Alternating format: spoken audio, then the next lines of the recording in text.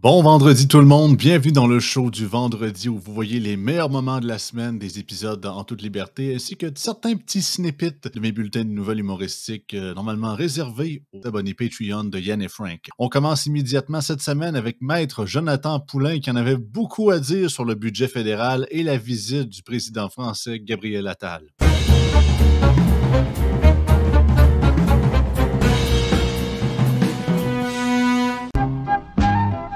Sur un note plus globale, on est rendu vraiment avec des politiciens qui sont dans les étiquettes, puis les médias embarquent là-dedans, mais on n'a même plus la rigueur intellectuelle de vérifier si les étiquettes sont vraies. Puis moi, une des choses qui m'agresse le plus dans les articles de presse que je lisais ce matin pour voir qu'est-ce qu'ils disent sur le budget qui s'en vient, ils citent le gouvernement pour dire que ça va être le budget de l'équité intergénérationnelle. Mais je veux dire, il y a bien quelque chose qui entre de plein fouet dans le principe de l'équité intergénérationnelle, c'est toujours bien les déficits puis les espèces on met tout sur la carte de crédit puis on pèle par en avant. S'il y a bien quelque chose qui fait mal à l'équité intergénération, c'est bien ça. Mais non, on est dans le Kool-Aid, puis le premier ministre dit ça, puis il regarde bien. C'est comme si Christophe Rayland arriverait avec un lance-flamme et dit ça, mesdames et messieurs, c'est le budget de l'hydratation.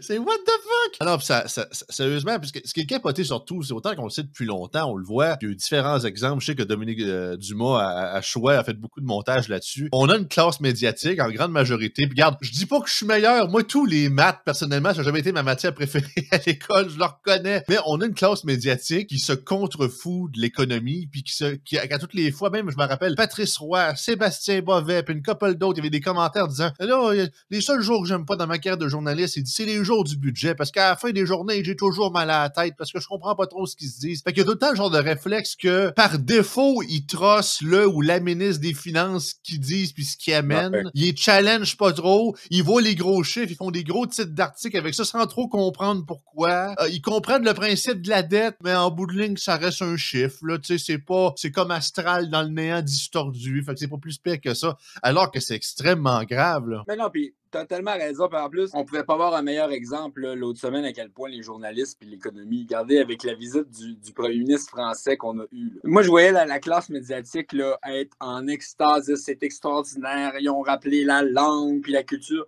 Moi, honnêtement, là, j'ai trouvé qu'on faisait ticoune. Vraiment, on a reçu le premier ministre de la France. Quand t'écoutes la façon qu'ils s'expriment puis leur discours, tu te rends compte qu'on est vraiment à culotte courte avec les politiciens comme François Legault puis Marc Tanguay puis ce gang-là. Puis tu sais, il aurait tellement pu parler genre d'économie. Tu sais, à ce moment, il y a des enjeux au niveau de l'accord de libre-échange avec la France, etc. Non. Puis les conseillers du premier ministre français, ils ont dit, mais parle pas d'économie dans ton discours, ça les intéresse pas. Parle-leur de leur langue, de culture, parle-leur des plaines d'Abraham. Tu sais, je veux dire, à un moment donné, je trouve vraiment qu'on est... Okay. Alors, surtout que le discours qu'il a donné, j'ai vu des bribes, je l'ai pas écouté au complet, mais un discours qui date d'au moins 40 ans, là. Tu sais, la nationalisation de l'électricité, ça commence à dater en calvaire, là. Puis le Québec qui se tient debout puis qui ne prend pas le non comme une réponse, comme tabarouette. C'est plus un discours que même, je vais le dire, le général de Gaulle aurait pu dire, mais là, on n'est plus là pas tout, là. En plus, moi, je trouvais, si tu regardes un peu, là, parce qu'ils mettent souvent des images en filigrane de l'Assemblée, j'ai fait deux constats. Premièrement, les députés, ils savent pas se tenir. La moitié était évachie dans le chaise. Oui, regarde, je vais pour le principe, là. T'as Gabriel Attal, président français, puis t'es comme... Non, mais je m'étais sérieux, là, je veux dire. T'es à l'Assemblée nationale, chose. T'es pas d'une bassine d'hôpital, là, je veux dire, dresse-toi. Puis j'ai remarqué aussi qu'il manquait énormément de députés, hein. J'ai trouvé que, tu sais, pour ceux qui savent pas, là, il n'y a pas de chaise de lousse à l'Assemblée nationale. Je veux dire, il y a 125 sièges pour 125 personnes, là. Il y avait énormément de sièges disponibles, là, de vacants. Puis aux dernières nouvelles, je sais qu'actuellement, il y a 2 députés qui sont un peu en arrêt maladie pour des raisons, là, mais au-delà de ça, les autres étaient où, là, tu sais? Puis je voyais que Québec solidaire ont boudé essentiellement le discours parce qu'il y avait une activité politique dans Tachereau, tu sais. Fait que tu dis, tu regardes les chaises, là. Ben, autant que les libéraux, je suis plus ou moins surpris, tant des fédéralistes, malgré que ça reste un premier ministre étranger, là, tu te pognes pas le bain, tu te présentes, là, à moins d'avoir une raison justement de santé ou whatever. Là. Mais je me suis fait la réflexion, je me suis dit, d'ici quelques années, la présidence de la République française est occupée par Marine Le Pen, est-ce qu'on va l'inviter à l'Assemblée nationale du Québec à faire un discours? Là, le respect pour les gens détenant des titres, des fonctions on va prendre le bord. Tu sais, je trouvais ça un peu hypocrite. J'aimerais ça juste pour le principe d'avoir un deuxième round entre elle et Anne-Marie Dussault. Là. C'est tellement été une pièce d'anthologie quand elle l'avait ramassée de manière magistrale. Ah, c'était quelque chose. Sur le principe, je suis 100% d'accord avec eux. Moi, je pense que quand on reçoit des gens qui ont des fonctions officielles dans d'autres pays puis qu'on a moindrement de respect pour la démocratie, on les reçoit, on écoute ce qu'ils ont à dire, on n'est pas obligé d'être d'accord, mais c'est correct. Mais j'avais un petit sourire en coin puis je me disais, s'il fallait que autant Trump aux États-Unis revienne à la présidence ou que Marine Le Pen, par exemple, accède à la présidence de la République française, comme l'impression qu'il y a des invitations qui se rendront pas à le bureau. Là, surtout en plus, on a entendu Étienne Grandmont de Québec solidaire la semaine passée dire que le gouvernement de Macron, c'est un gouvernement de droite. Là. C'est comme... Ben oui, mais tu sais, si chose, là, Mélenchon venait faire un discours ici, ça serait courir pour un autographe. Alors, tu sais, on est dans le Kool-Aid, là, puis tu sais, ici, on s'entend au Québec, là, quand on décrit la droite, là, ça me fait toujours bien rire. Là. Il y a quelqu'un au Québec, il n'y a pas vraiment de droite, là. On est à l'extrême gauche, à gauche, puis au centre-gauche. On est très peu à droite au Québec. Il y a juste au niveau de l'identité que je dirais que là, il y a un peu plus de droite, mais encore là, c'est pas la même droite que nous autres, majoritairement parlant. Là. On reçoit de la visite, là, puis c'est comme si on a l'air de les recevoir avec de la piquette et du ballonné. Je veux dire, ça, en plus, on a des partis là-dedans qui veulent faire un pays, là, mais je suis comme, OK, mais la diplomatie, on l'a pas. Je trouve qu'on fait groupie. Tu sais, il est censé d'avoir un certain décorum dans ces choses-là. Cette semaine, Jacinthe Evarev parlait encore de santé, mais c'était le fun. André Fortin, député libéral de Pontiac, a remis Christian Dubé à sa place et Jacinthe est parti sur une rant parce qu'elle est plus capable que le système de santé soit géré par du monde pas vraiment compétent. Et je fais rechercher. Et là, c'est un exercice risqué. Je ne sais pas ce que ça va donner. Là. Je ne peux pas confirmer exactement ce que ça va donner. Alors voilà, aucun rendez-vous répondant à vos critères de recherche n'est disponible pour le moment. Alors ça, c'est pour moi, à partir d'aujourd'hui, en avant-midi, en après-midi, en soirée, pour un rendez-vous pour un suivi avec mon médecin de famille. C'est pas anormal ce qui vient de se passer là, Monsieur le ministre. Ça arrive régulièrement. Ça arrive régulièrement. Oui, le système est dans le chenoute. Et puis ça, là, dans cet exercice-là, il nous dit qu'il n'est pas capable d'avoir un rendez-vous avec son médecin de famille. Donc, ce que j'en comprends, c'est qu'il y en a un médecin de famille. Ah oui. Imaginez les 2 millions de Québécois qui n'ont pas de médecin de famille. Imaginez ceux qui n'en ont pas, puis qui doivent passer par le système soit téléphonique, soit le système en ligne, essayer de se caser à quelque part. Puis imaginez que, bon, si c'est juste pour une otite ou pour un problème ponctuel, aller voir un médecin qui n'est pas ton médecin de famille, ça va. Mais imaginons qu'on commence à avoir un problème un peu plus chronique de santé. Imaginons que je desserre mal la poitrine, on dirait que mon cœur bat plus vite, j'ai des faiblesses. On sent là, qu'il se passe quelque chose au niveau du cœur, par exemple. Donc là, c'est plus ponctuel. Je vais probablement avoir besoin de plusieurs examens de santé. Je vais probablement avoir besoin de suivi. Je vais probablement avoir besoin de référence vers un médecin spécialiste qui, lui, va envoyer les résultats. Puis tous les résultats d'analyse de laboratoire vont être envoyés à « C'est qui votre médecin de famille, madame? » Ah, j'en ai pas, mais j'ai vu docteur untel à telle clinique parce que j'ai réussi à me faufiler puis j'ai réussi à avoir un rendez-vous dans une clinique quelconque, mais qui n'a pas mon dossier de façon générale. Puis donc, oui, il y a un dossier, une espèce de dossier informatisé qui permet de centraliser les analyses de laboratoire, mais il reste que même, c'est encore plus difficile d'avoir accès à un médecin pour ceux qui n'en ont pas, de médecin de famille. Donc là, André Fortin faisait une belle démonstration que le système ne fonctionne pas bien. Puis la Coalition Avenir Québec, Christian Dubé se targue beaucoup d'avoir amélioré et d'avoir fait beaucoup d'avancées dans le système de santé. Mais dans les faits, de l'époque de Gaétan Barrette à l'époque d'aujourd'hui, il n'y a pas plus de Québécois qui ont accès à un médecin de famille, qui ont un médecin de famille, qui sont attitrés à un médecin de famille. Il n'y en a pas plus. Il n'y a pas d'amélioration à ce niveau-là. Non, c'est statu quo. On est loin d'un médecin de famille pour chaque Québécois. Là. Non. Puis, on n'est pas capable d'avoir un rendez-vous dans une clinique médicale. Bon, ça dépend des régions, vous allez dire. Là. Il y a des gens qui écrivaient aujourd'hui, je voyais que dans certaines régions, ça va bien, ça va vite. Tant mieux pour ces gens-là, mais il reste que ça crée une iniquité parce que tout le monde paie la même portion d'impôts. Tout le monde est imposé de la même manière, mais pour avoir accès aux mêmes services, les routes, les ponts, les infrastructures, les écoles et les hôpitaux et les soins de santé. Mais quand, au bout du compte, on on est imposé et taxé de la même manière et que finalement, ben, il y a un pourcentage de la population québécoise, donc à peu près 20 de la population québécoise qui a pas de médecin de famille ou celles qui ont la proportion qui a accès à un médecin de famille, finalement, n'a pas accès dans des délais acceptables, comme en fait la démonstration André Fortin. Ben, c'est franchement questionnable. Fait que bravo à André Fortin d'avoir fait cette démonstration-là. Je trouve que c'est un beau coup de génie, puis ça a fonctionné. Ça fait les manchettes aujourd'hui dans cette étude des crédits, qui est quand même un exercice souvent long et périlleux, parce que les ministres doivent répondre aux questions des oppositions sur, finalement, l'ensemble des crédits budgétaires qui sont affectés à leur ministère. Puis c'est des exercices souvent lourds, fastidieux, et de se faire finalement questionner de cette façon-là, c'est percutant, puis ça sort de la monotonie de ces exercices-là. Ça crée une trace dans l'imaginaire, puis ça permet aux médias de vulgariser puis d'en parler rapidement. Ben, moi, je trouve qu'il faut souligner les bons coups, peu importe de quel parti ils viennent. Je suis pas du genre à taper sa tête d'un seul parti. Alors, bravo Parti libéral d'avoir eu cette façon de présenter les choses bien simples, puis bien, c'était risqué aussi, parce que comme il dit, il aurait pu aussi obtenir un rendez-vous, puis son plan fonctionnait plus, mais il y avait sûrement assez de citoyens qui lui avaient porté à son attention le fait que ça fonctionnait rarement ou c'était très souvent problématique, le système, pour qu'ils prennent la chance de le faire, la démonstration. Il y a un médecin qui faisait une publication hier sur X qui mentionnait qu'il avait prescrit une IRM cerveau à sa patiente et il lui avait prescrit, et sur la prescription, il avait indiqué que la patiente devait avoir son IRM dans moins de 30 jours. Et la patiente a attendu 5 mois. Au bout de 5 mois, elle avait toujours pas d'appel de l'hôpital. Elle a appelé l'hôpital. Elle dit, mais mon médecin a écrit qu'il fallait que je sois vue dans moins de 30 jours. Ça fait 5 mois que j'attends. Et l'hôpital a répondu, aurait fallu que votre médecin inscrive urgent sur la prescription. Et le médecin a publié ça hier sur X, terminé ça comme ça, là, parce que ça démontre l'aberration, là, parce qu'il n'a pas écrit le mot urgent, ben, il était sa pile des clients réguliers ou des patients réguliers. Pourtant, c'était écrit vu en moins de 30 jours. Le système, il est brisé partout.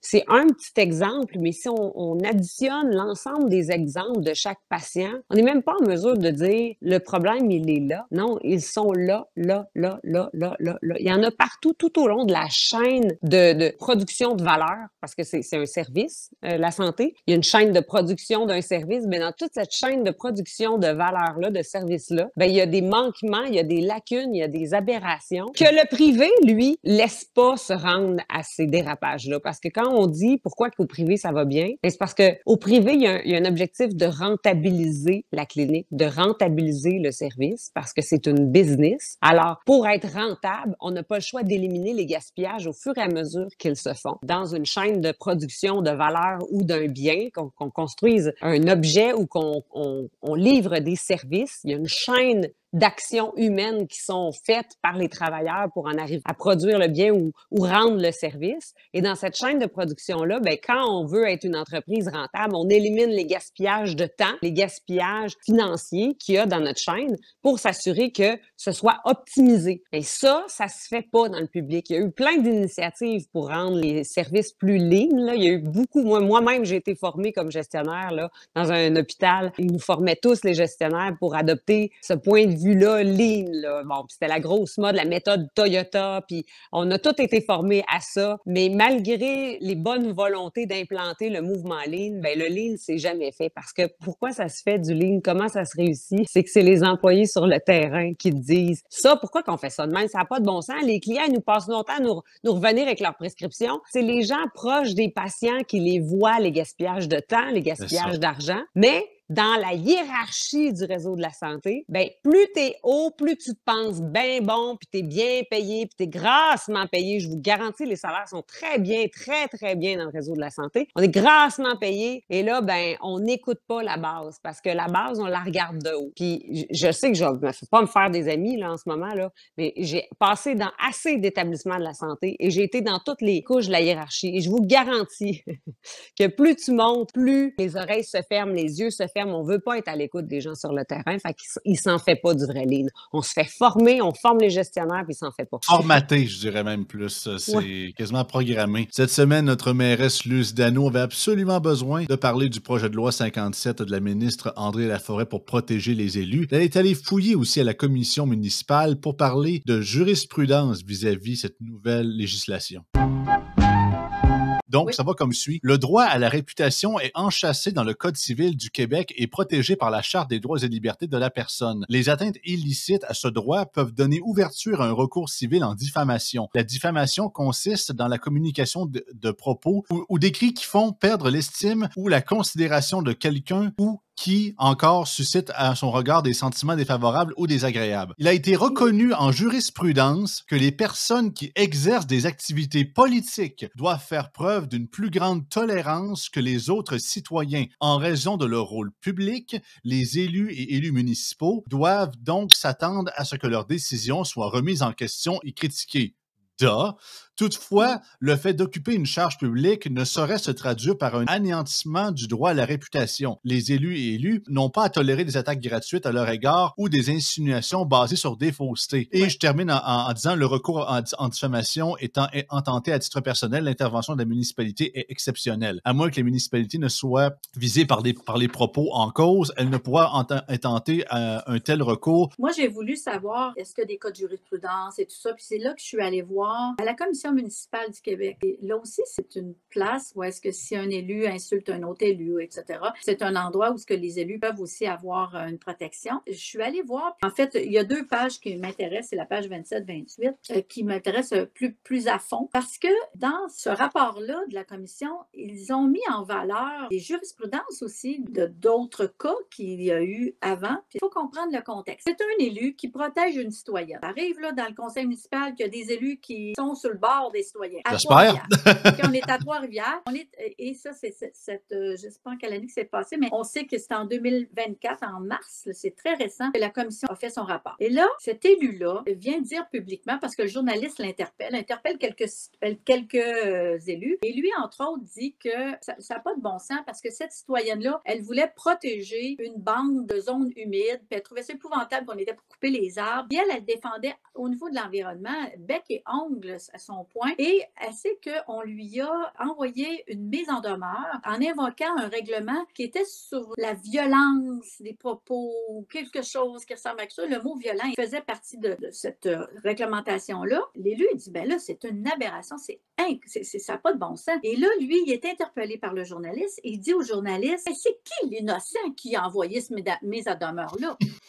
Hey, peut dire que lui, là, c'était l'avocate de la municipalité qui avait envoyé ça. Fait qu'elle a fait une autre mise en demeure pour ce problème, à cause de l'élu qui a utilisé des propos inadéquats. Et là, lui, il s'est défendu en disant, en fait, je sais que c'était l'avocate, mais moi, dans ma tête à moi, ça vient de plus haut. Ça vient soit de la direction générale ou ça vient du maire d'avoir donné le mandat d'envoyer ça à cette... Mais non, c'était de son propre chef qu'elle l'a fait. Puis c'était légal. C'est tout ça illégal. Fait qu'au final, la commission, elle dit, les propos qu'il a employés, c'était pas les propos nécessairement les plus élogieux. Il aurait pu faire autrement en disant, c'est qui a fait une lettre innocente comme ça, tu sais?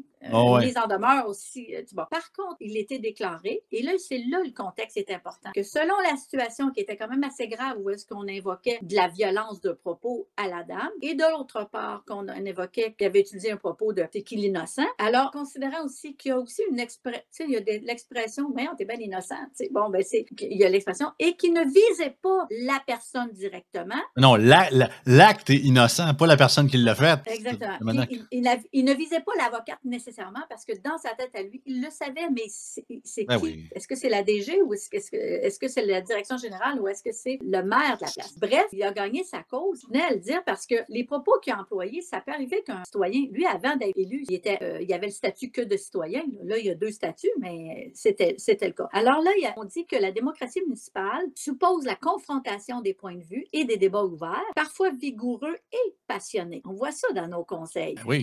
Les échanges sur des matières controversées ne peuvent exister que dans un climat de liberté. Ça, c'est la base.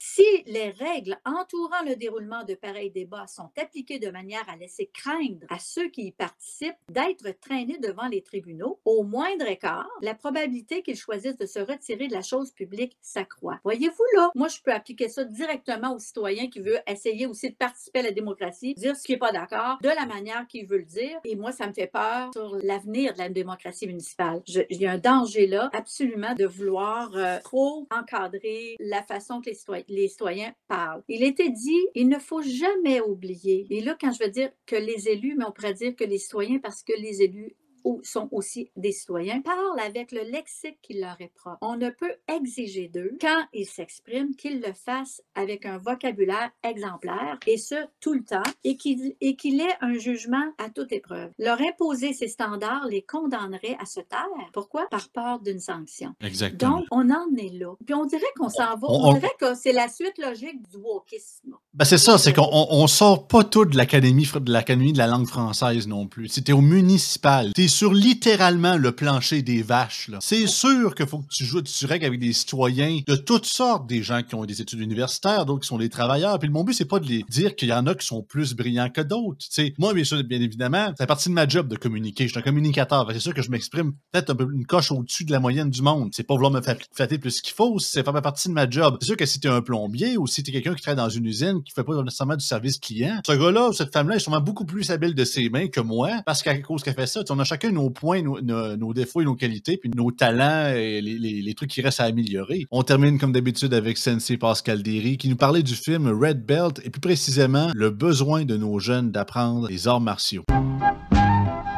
Puis il dit dans la bande-annonce, je trouve ça le fun, il est pas là pour enseigner aux gens à gagner des combats, il est là pour enseigner aux gens à survivre des situations, à être plus résilient, puis c'est totalement ça, l'apprentissage des arts martiaux. Je le dis souvent quand je parle de cet art-là, parce que même si je suis plus dans un dojo à longueur de journée, je suis encore dans un dojo à longueur de journée, mais dans mon cœur, dans ma tête, tu peux sortir le karatéka du dojo, mais tu sors pas le dojo du karatéka, à mon sens. Puis ce qu'on enseigne aux gens, c'est pas l'auto-attaque, c'est l'autodéfense. C'est une réaction, c'est une méthode d'être. Puis souvent, l'autodéfense commence à la prémisse. Puis la prémisse, c'est quoi? C'est de dégager une image de personnalité ou de personne forte, de personne fière, de personne confiante. Puis je le dis très souvent, quand j'ai fait des séminaires là, d'autodéfense, là, des groupes, là, surtout de femmes, parce que c'est les femmes qui recherchent ça le plus possible, c'est de développer personnellement une confiance qui fait que quand tu marches dans la rue, mis à part les techniques là, de simples comme si tu as à marcher tard le soir, prends pas tout le temps le même pattern de marche parce que c'est déjà là que s'il y a une personne dans le quartier qui est mal intentionnée, elle va devenir ton pattern, puis c'est comme ça que tu peux devenir plus vulnérable.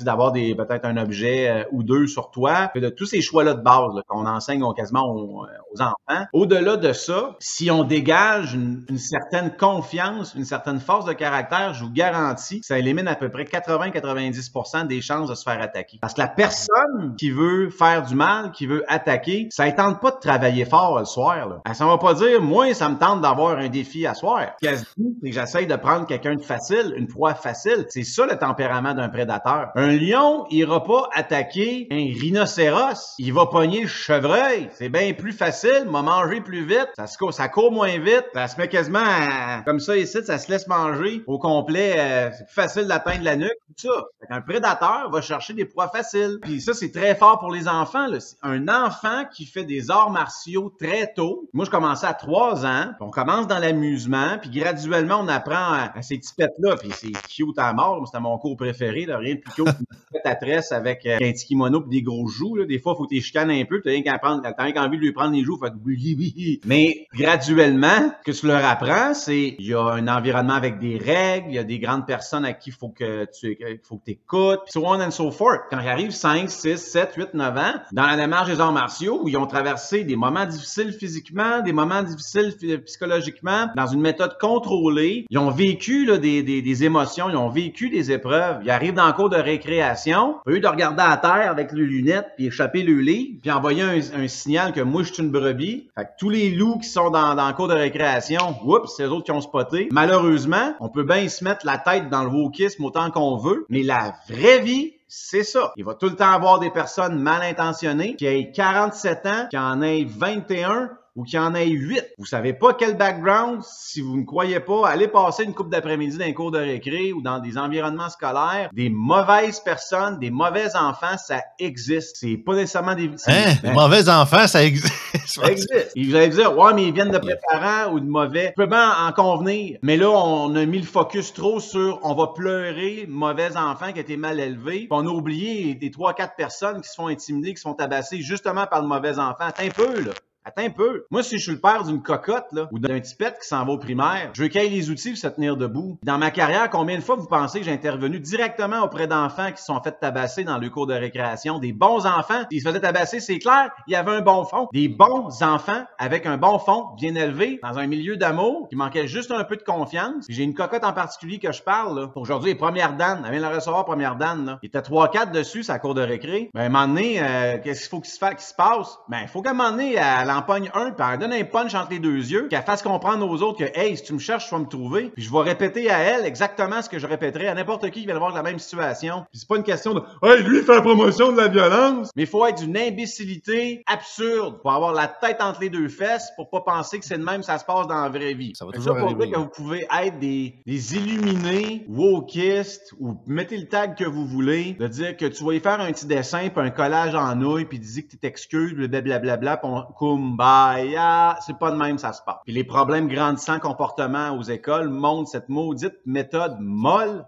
fonctionne pas pour tout le monde. Il y en a qui comprendra pas ni du CUL ni de la tête. Fait que moi, mon discours à mes élèves, c'est qu'à demander le karaté, là, pas fait pour garder dans ton tiroir à bas. C'est fait de t'en servir quand t'en as de besoin. Fait que si la cocotte dont je vous parle, pendant qu'elle est en petite boule, là, elle se fait frapper là, par 3 dans le cours de récréation, là, ça peut se fâcher, se lever, en pogner un, puis pouf! Entre les deux yeux. Elle va avoir une retenue. Et j'aime mieux qu'elle ait une retenue ce dimanche-là, puis qu'elle se fasse sacrer à paix pour les 5 prochaines années. Qu'elle hésite de sortir son karaté, puis qu'elle se fasse intimider pendant les 5 prochaines années. Parce que le premier choix, là, elle va se faire sacrer à paix pendant 5 ans, ça va être beaucoup moins dommageable pour son anxiété, son estime personnelle, son développement humain dans des années qui sont très formatrices que l'autre où je suis fier de toi parce que t'as pas été violente, t'as pas sorti en courant. Tu sais, faut les comprendre, pis ils sont pas gentils. Mais pendant 5 ans, là, elle est en train d'apprendre que c'est une moins que rien. Elle est stressée à tous les fois qu'elle voit 3 personnes dans le cours de récréation. Elle sait pas si elle va s'en manger une aujourd'hui, demain ou après-demain. Excuse-moi, mais ça, c'est un environnement de MARDE. Mes élèves, c'est tellement des bons enfants qui venaient de me voir, puis ils avaient quasiment honte de me dire « Sensei, j'ai pris mon karaté à l'école. » Puis je leur ai dit exactement ce que je leur ai dit ça. La même affaire. Je suis fier de toi, tu t'es défendu et voici les raisons. Puis c'est le même discours que j'avais aux parents. Quand même qu'il y avait une retenue, ben ça sera un dimanche avant midi, qui feront des dessins, qui feront une copie. Mais Christy, après ça, ça va être funny. C'est tout pour cette semaine. Merci beaucoup d'avoir été là. Sachez que les En toute liberté sont disponibles du lundi au vendredi sur le YouTube et Spotify de Yann et Frank. Et si vous voulez en savoir davantage ou avoir davantage de contenu exclusif, abonnez-vous au patreon.com/isénéchal. Bon week-end tout le monde.